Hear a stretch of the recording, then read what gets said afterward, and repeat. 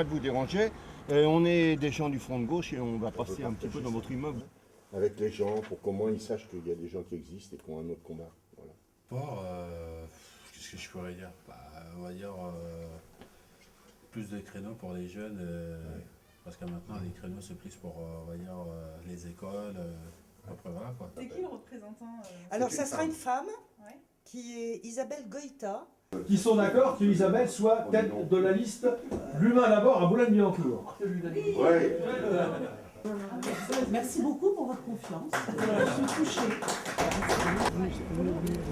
Au-delà, c'est marquer un acte de résistance à la fois contre une politique nationale d'austérité qui génère toujours plus de sacrifices pour les mêmes, qui va droit dans le mur parce qu'on sait que l'austérité ne relancera jamais la croissance. Donc nous ne sommes pas dans cette pensée unique. Pour que la gauche fasse une politique de gauche, Oui. pas la même que celle de la Madeleine. Pour pousser un peu au cul, pour qu'on change, plutôt que de s'intéresser au coût, qu'on s'intéresse aux recettes.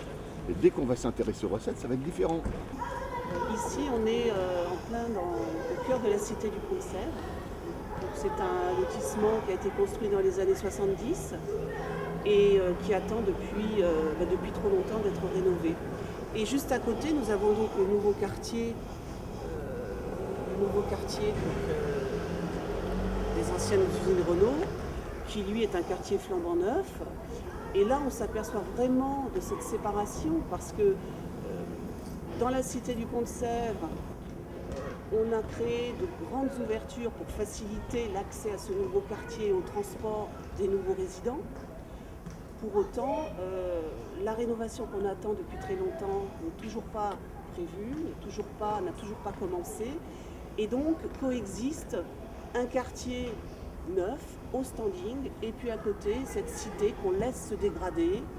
Et puis il y a aussi la question des écoles, de la sectorisation des écoles, qui est un vrai scandale. Il n'y a pas une action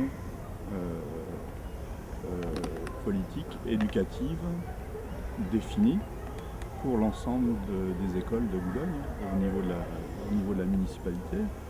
Et plutôt que de s'engager dans une véritable politique éducative et de l'enseignement, eh ben, la mairie préfère se lancer dans la réalisation de projets prestigieux plutôt que de s'engager dans une grande politique à destination de tous les établissements scolaires de la ville. Dans ce nouveau quartier qui est vraiment limitrophe, il y a de nouvelles écoles qui ont été construites et qui n'accueillent que les enfants de ce nouveau quartier. C'est-à-dire que cette mixité dont on a besoin aujourd'hui, eh bien, elle ne se fait pas alors qu'on a les moyens de la faire.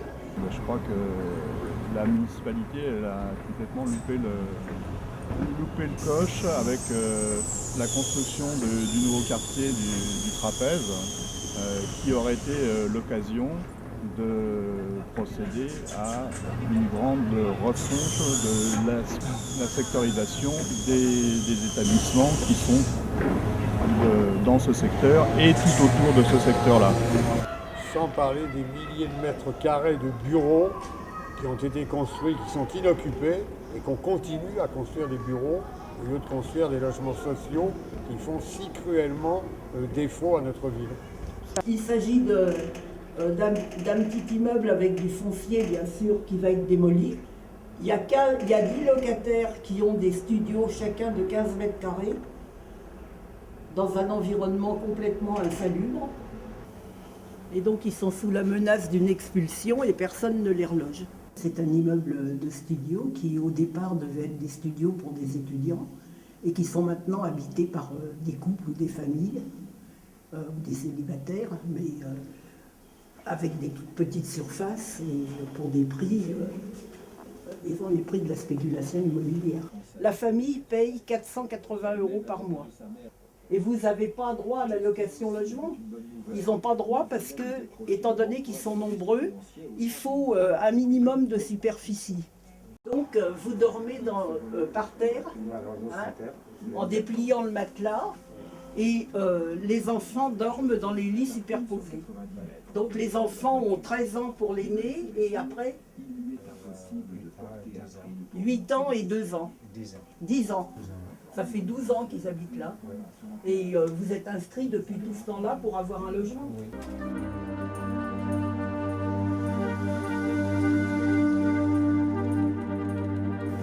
Je regrette infiniment que Mitterrand et par la suite François Hollande n'aient pas pu ou voulu faire voter le droit de vote aux étrangers non communautaires déjà intégrés, parce que à Boulogne comme ailleurs, ça crée des situations où des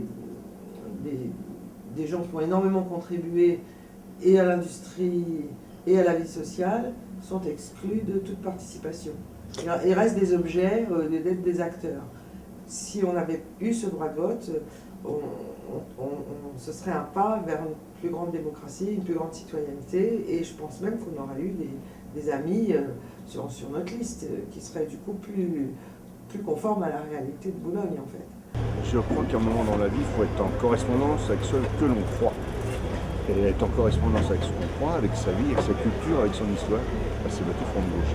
C'est-à-dire c'est défendre ceux qui sont tout en bas de l'échelle sociale, même si toi, tu as eu la chance d'avoir une vie peut-être un peu privilégiée d'une certaine façon. Il ne faut pas oublier d'où on vient. Il faut surtout se battre pour arrêter de croire qu'en supprimant les coûts, on fera avancer l'économie. C'est en augmentant les recettes qu'on fera avancer. Et si tu développes le travail, si tu supprimes le chômage, et ben là, il y aura des recettes et tout sera équilibré.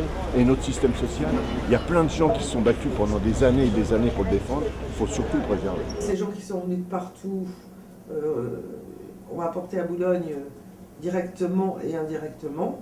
Ils ont apporté directement pour ceux qui vivaient là leur présence, leurs enfants, leur créativité, parce que par exemple il y a des groupes de rap très connus qui viennent de Boulogne, et indirectement, dans la mesure où ils ont été très nombreux dans les usines Renault de Billancourt, ils ont apporté leur force de travail à une entreprise qui elle-même a énormément compté pour la ville de Boulogne, d'une part par sa taxe professionnelle et du fait que ça a permis beaucoup de réalisations, et d'autre part pour son rayonnement et pour sa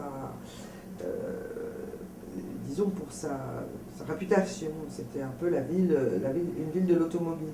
D'ailleurs, dans les premiers temps, on espérait que sur l'île Seguin, il y aurait le musée de l'immigration. Donc il n'y a pas eu ça, et il n'y a même pas quelque chose digne de ce nom sur la mémoire ouvrière de Renault-Billancourt. Mais il n'y avait pas que Renault, il y avait Dassault, il y avait la SNECMA, il y avait les blanchisseries de Grenelle, etc.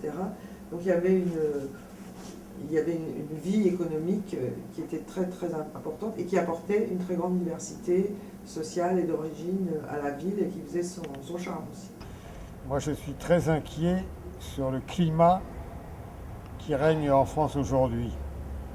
Et on vient encore d'en avoir un exemple là à Boulogne aujourd'hui avec la distribution d'un tract du Front National qui appelle un véritable autodafé des livres.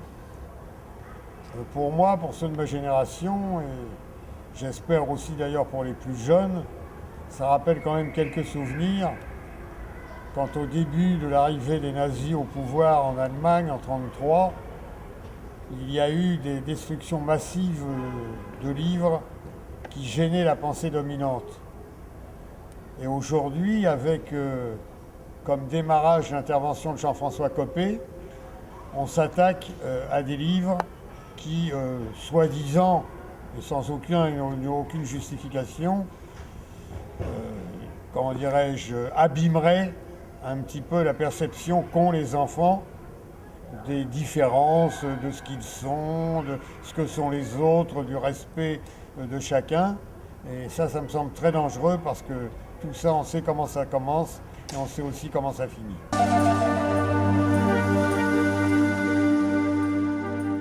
Pour avoir élevé mes enfants, je sais que pour les jeunes, il faut les occuper. Il faut faire des choses, il faut créer des choses pour les occuper. On ne laisse pas les enfants comme ça dans la nature. Moi, j'ai eu à élever mes enfants toute seule. Je peux comprendre les problèmes. Je me souviens que c'était en primaire, le centre aéré nous amenait dans un potager qui était rue Jean Jaurès. Ah oui. Et c'était trop avec bien. Agnès. C'était trop bien avec Agnès. Avec Agnès. Toi aussi, la culture, tout à fait. C'est vrai que et justement, moi, je me demandais si ça existait toujours. Moi, je trouve que tout est un peu cher. Tout est un peu cher. les parents n'ont pas assez les moyens pour payer des salles de sport aux enfants. 300 € l'année, c'est quand même beaucoup à côté d'autres associations qu'on peut trouver. Alors bien sûr, faut pas faire Boulogne du coup. Mais à ce moment-là, ça veut dire que on devient une ville dortoir et qu'on n'a plus d'activité ici, quoi. Ce qui est un peu triste. On peut avoir des activités à Boulogne en étant riche, quoi. J'étais voir la gamme, moi Robert, tu viens quand tu veux pêcher, moi, il n'y a aucun problème. Les autres, ils veulent peut-être pas. Le parking, il est public. Donc, la fluviale et le maire de Boulogne ont donné des passe-droits à ces gens-là qui payent près de 750 € de location, qui payent à la mairie directement. Alors j'ai dit, mais attendez, faites-nous une avancée, faites-nous un embarcadère pour qu'on puisse pêcher, que les jeunes de la cité au lieu de traîner, il y a le pêcheur, on fait un club de pêche. Je vais cataloguer potager. C'est une manière aussi d'essayer de produire plus localement de la nourriture. Par là, peut-être, ça pourrait après s'élargir un peu et renforcer des liens avec des producteurs locaux à travers les AMAP, etc. Je sais pas, ça pourrait faire des trucs comme ça qui pourraient se relier. Et ça me paraît assez important de renforcer les liens entre la ruralité, la ville, etc. Donc voilà, ce serait une manière de se diriger un peu vers ça, quoi. Il y a d'autres possibles que le régime austéritaire aujourd'hui qu'on nous impose. Donc, ce que je veux dire aussi, c'est qu'il ne faut pas s'abstenir, il faut voter. Il ne faut pas laisser les autres faire de la politique à votre place. Et saisissez-vous du vote front de gauche pour à la fois dire non à l'austérité et pour dire oui à une ville, Boulogne-Billancourt, une ville que nous aimons et que nous voulons être une ville pour tous.